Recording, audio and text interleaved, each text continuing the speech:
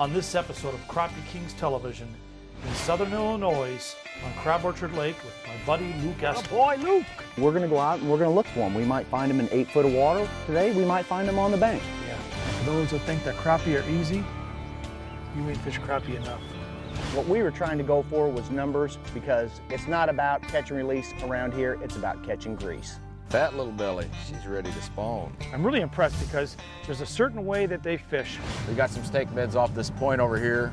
I'm gonna turn around and run past them and we'll see what we can find on the side scan. There he was. When we're trying to locate these fish, it's not just pulling up to a bank and running down the bank and casting and throwing and retrieving. It's precise fishing. It only takes a couple minutes and then they're done, because the crappie fillets, they're kind of thin. You don't want to get them burnt. So you just shake them. I don't want him in my boat. I'm Karl Kalonka, and this is my job. Traveling across North America in search of the best crappie holes while hooking up with some legendary crappie fishermen and a host of colorful characters along the way, visiting some distinctive destinations and having opportunity to sample some very unique culinary cuisine.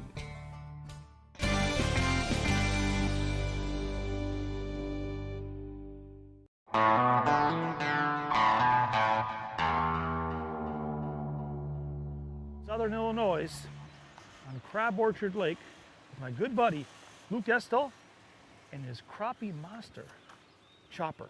Chopper knows how to catch crappie. He's going to help us because he's going to be our advisor today. Where to find them, where to fish. You know what? These guys really know how to find these slabs. And I'm here, it's early April, and I'm going to catch some. And we're going to show you how they do it so you can do it too. Let's go have some fun. But you've always fished crappie your whole life, right? Yeah, I've always fished crappie, but I've never got into it, you know, real big as I had in the last couple of years. And one of the reasons is I just absolutely love it. But it's just like bass, isn't it, when you think about crappie? How you got to hunt them down. Oh yeah, Not always so easy to get them. No, it's not. I mean, they move just like largemouth. You know, cold fronts affect them. You know, weather affects them just like bass. You know, we're going to go out and we're going to look for them. We might find them in 8 foot of water today. We might find them on the bank. Yeah, that's why I like it. It's that whole, the mystery of them, what to use, how to present the baits, catch them, and obviously eat them. Oh yeah, yeah. It's not catch and release here. It's No. catching grease. Yeah, this is crappie. Let's go have some fun. Come on, Chopper, let's go. I'm ready to catch some crappie. It's been a long winter. Oh, let's go get him. Here I am at end of April in Illinois with Luke and Chopper. I can't wait to get out. First thing in the morning, you gotta do a few chores here and there, and I just wanna catch crappie, just like a kid when I was small. When I called Carl to come down and fish with Chopper and I had so many lakes to choose from. I was wanting to go to either Kincaid, Rend, Crab Orchard. We opted to go to Crab Orchard just for the sheer numbers. The weather around here has been absolutely terrible. On for 2 or 3 days, good, beautiful weather, then a thunderstorm, cold front. So Crab Orchard, we could get the numbers, we could get a show done. All right, folks, we're here on Crab Orchard Lake. It's early morning. We're targeting fish in 8 to 12 foot of water. We're looking for stake beds. We got some stake beds off this point over here. I'm gonna turn around and run past them and we'll see what we can find on the side scan. We're gonna use the side imaging and mark these stake beds with our GPS, and then we'll come back across them and throw marker buoys on them and fish them. We ran right over top of some of them, so I'm gonna come back across, throw a marker buoy on it. A lot of times when you run right over the top of them, they'll spook off the bed, but usually fishing 10 foot of water, 12 foot of water, they're gonna come back pretty quick. So if you give them 2 to 3 minutes, usually they're gonna be back on the marker buoy, so just give them a little time. All we gotta do is catch them. There's plenty here. I'm really impressed because there's a certain way that they fish with the marker buoys, driving over it. In the old days of traditional thinking, you're spooking them, you're spooking them. Doesn't matter. They showed me, and we proved it doesn't matter. Oh, that's a little better one. There's a better one. Nice, Oh, big fat female. nice. Throw her in the boat. Good boy, Luke. Oh, there we go. Yes, sir. Crappie yeah, Thunder. nice crappie. On the Crappie Thunder. Yes, sir. Yes, sir. We're getting there. Look how big and fat she is. Full of eggs. Beautiful. Going in the live well. The meat well. meat locker.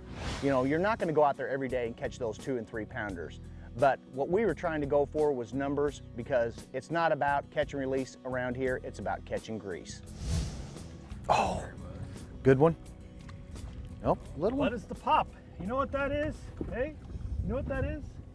That fish is too late to win me a dollar. But that traditional pop, and you are just a beautiful little crappie. But it just, unfortunately, your tail is too close to your mouth. Bye. There. My first Illinois crappie of 2013. Proud of me there, eh? I am proud of you. Oh yeah. See that, folks? Oh yeah. I ain't fooling around anymore. And I'm starting to think, where should we go from here? And we end up starting to ease out a little deeper in that 8-10 foot of water, locating some stake beds, and we started getting some bigger fish. There we go. Nice. There's a good fish. Good fish. Boy, chipper. That's black. Table fare.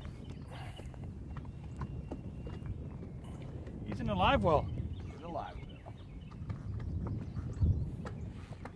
I mean, Carl just jumped right back on his spot. Oh yeah, right back in your grave.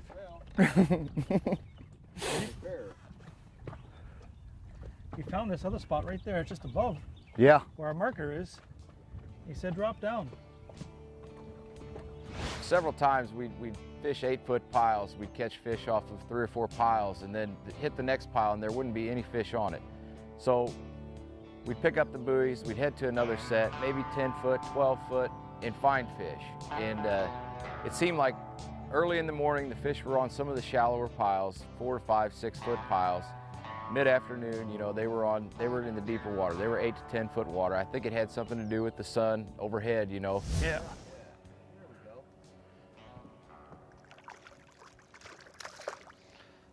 Look at him fight. Look at him fight. Ready to come in the boat? You're coming in the boat. Yep, going into a plate of grease. You're going into the plate. You're destined to be our guest tonight for dinner. Look where that is, eh? That's right down inside there. Bend it. Left side, Luke. Oh boy. One in there, crappie. A few more and we're gonna go for dinner tonight. And for those that think that crappie are easy, you ain't fished crappie enough. Trust me, when they don't want to bite, you just gotta put it there and be more stubborn and persistent than them. Because when they're on a brush pile, they're in the back of a creek arm, and there's a million of them in there, you're gonna catch it. And like this, it is work. It's no fun. There you got him. Little crappie. Or is it a warmouth? Oh, little crappie. Little crappie eating it. I want the big ones to eat it like this. You gotta dig. Oh yeah, see that? Got a nice bait this time. I'm gonna use these baits, tubes, everything Strike King makes. Try to catch some slabs today. Whatever it takes. Whatever. Let's go. Got him. There he was. Oh, all that for that. All that for Was the that little you fella. just you? You fooled me. That makes me a bigger fool.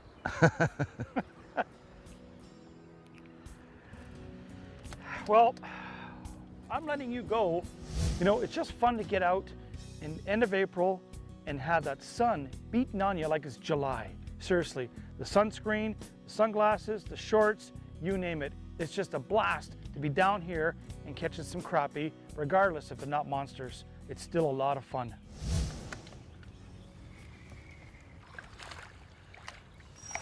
They're trying to get bigger. They're trying. They're trying. Whoa, does it look big in the camera now? Ready? Sorry, he ain't, folks.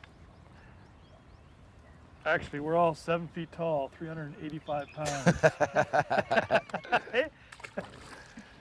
Yeah, so they're all those 2.5 pounders they let go. See, there's another one, 2.5. 2.5. Not pounds, inches. Right. We went through a lot of colors today. We started with June bug, then we went to a pumpkin seed chartreuse. We just had to find which bait was actually working for the fish, and the bait had to have some sort of chartreuse on the end of it. Did you hit it good? No. That one did. Yeah, I saw that one. My goodness. Funny, eh? I don't mean to make fun of you, Carl. But I'm talking to him. How'd that one hit? We need to put one of those bells on the tip of the pole. Son of a gun. Chime. Wow. Catfish bell. Catfish bell. Yeah. Wow. You see, that's a slow up and down. Nothing too crazy or radical. Find that structure, drop it down, lift up. If you're not in the messy stuff, you're not going to catch. Unless they're real aggressive and hit it on the way down, which would be nice. That's basically all we're doing. Snake beds, lift and drop. Lift and drop. A lot of times when you're fishing stake beds, you get the jig down inside the stake bed. But we found that working it right on top of the stake bed seemed to produce more fish. And as the day progressed, we ended up finding that if you actually jerk the rod up just a hair and let it fall back down, that's when we get those good bites. Uh-oh. Oh, there's Oh!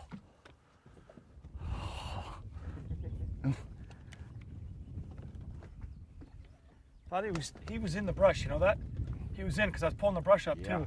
Yeah, I saw that. And at first I thought, no way, that's a catfish or a bass. That was a good fish. That was Yeah. a good one. Gone. Keep at it, put it right back in there again. Wow, you know, I just lowered it about another, I'd say about 10 inches. And all of a sudden, thunk. But I was pulling him out of something for sure, because it was just heavy. My first chance at getting a big one. And what happens? It gets off. Doesn't that make you sick? It does me.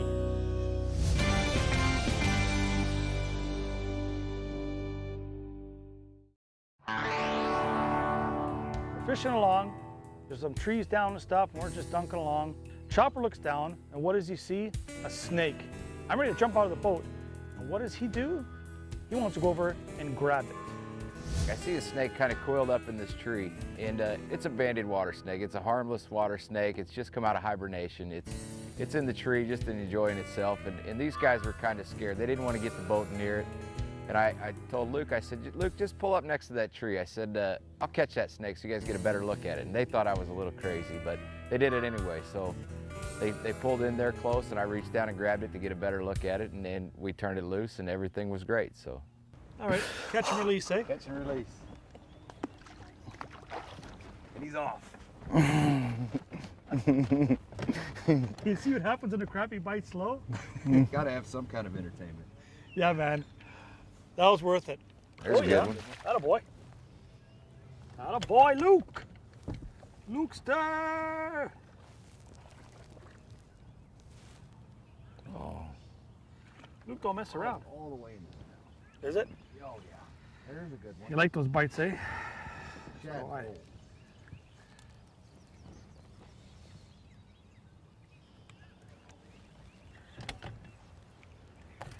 In the hurt locker, eh, Luke? Nice fish. We're gonna have a fish fry tonight. You know what? Crappie.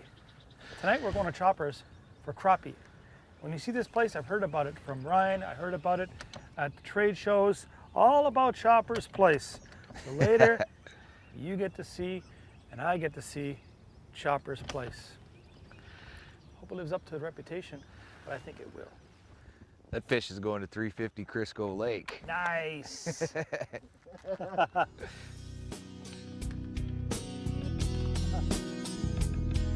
And as we all know, no crappie road trip is complete without a visit to the local tackle shop. So we had to make a detour while en route to Chopper's Place to the Crappie Pro Shop in Carterville, Illinois. My name's Kelly Trout, and I've been working with the crappie shop now for 11 years since it started.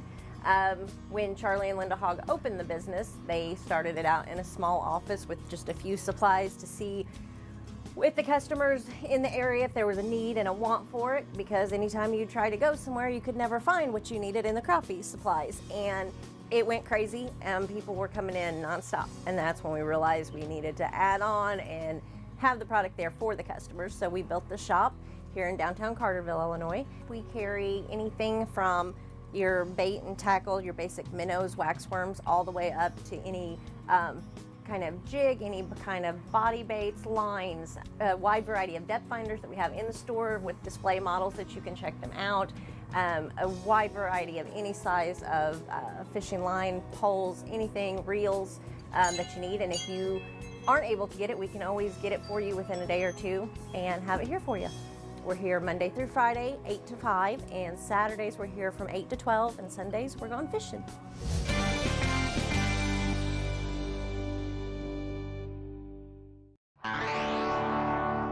When Luke called and asked if we could film a crappie show in Southern Illinois, I said, of course we could. He says we can go to any lake we want, do whatever we want, and I was ecstatic. Karl's a great guy. I've watched his shows. It's just phenomenal. I was excited as can be. And we went out and caught a lot of fish. You know, we didn't catch the biggest fish. We caught a lot and had a great time with the guys. It was just an absolute blast. All right, now we're at Chopper's place. Everybody's telling me that this place is the ultimate man cave, the man room, the fisherman's place to come and see. Let's go and take a look what it's all about. All right, folks, welcome to my man cave. I told the wife, I said, we've got to have a place to entertain, to have fun, to cut loose after a hard day's work, a hard day's fishing. So here it is. All right, the first and most important part, we had to design a bar to fit in this area. So we built it out of almost all stone, concrete, and natural wood. The bar is 4 inches thick, concrete, the wood's a cedar tree cut in half, and the stone came right off this property out here, so we used mostly natural material. All right, this is the master bedroom. It's not a giant bedroom, but you got a little bit of privacy to yourself. You know, it's just a small twin double bed, but bedroom for yourself, so. This is my office. This is where all the real work gets done. You know, I spend a lot of time in here, and people don't realize how much I spend here, but I hang out here almost half my life, it seems like. So this is where the business takes place. All right, this is the barn. This is where all the fish cleaning takes place here, all the game, all the meat processing here. We've got a deer hanging system here with the big beam. Let's take a look at the fishing room. This is also my second home here. I built this room first. I framed the whole building up and decided this was the room that I needed immediately. This is my live well. If I go out fishing and don't have a big mess to clean, I just throw them in here, and next time I go out, I add to it. It's kind of nice. I also keep minnows in here. If I have extras left over, I dump them in here, and everything's good for the next trip. All right, after the catch, I've set up this stainless steel sink with concrete countertop and a wood top here for carving them up. It makes it very nice and handy. I've got a hose right here. I can come in here and spray this thing off, put all the meat in the fridge. I mean, it's as simple as can be. All right, I got tired of chain hoisting deer up, using four-wheelers to pull them over trees. So like I said, I put this beam up for hanging deer, and I made it easy. I took boat winches and had a good friend weld some nuts and stuff on here and made it to fit a cordless drill.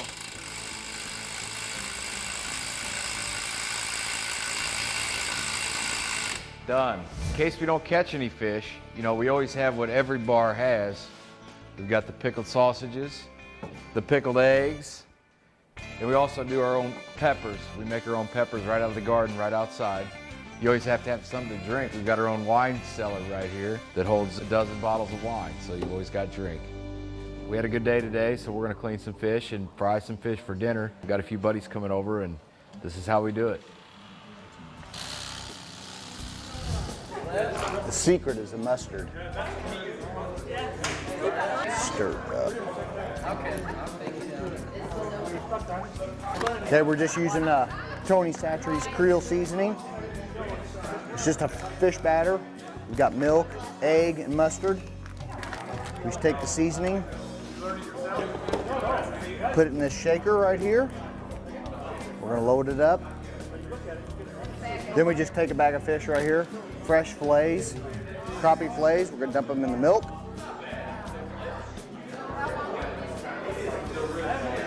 Stir it up. This is the Tony Chachere's Creole seasoning. Open it up. Just dump a little bit in it. Stir it up. And the milk and egg help the batter to stay on when you're frying fish. And once we got it stirred up, we're just gonna put the fish in here.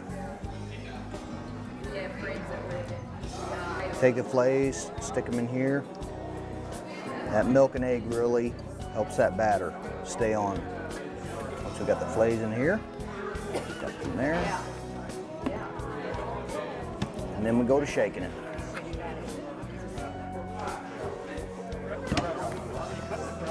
You got to shake. There's your fillets right there. Now they're ready for the frying pan. You cook your fish at 350. You just kind of shake it every once in a while. It only takes a couple minutes, and then they're done. Because the crappie fillets, they're kind of thin. You don't want to get them burnt. So you just shake them. Once they start floating real good, then pull them out and put in another batch. All in all, I'm telling you, I had a fantastic time. We didn't catch the biggest crappie in the world, but you know what? There's always tomorrow. The hospitality, the location, and definitely the guys were a blast. It was fantastic. I can't wait to come back to Southern Illinois, hook up with Luke and Chopper next year. Crappie Kings Television, in association with Arden, Rule the Water, B&M Poles, wherever fishing takes you, Roadrunner Fishing Lures. Visit us at crappiekings.com.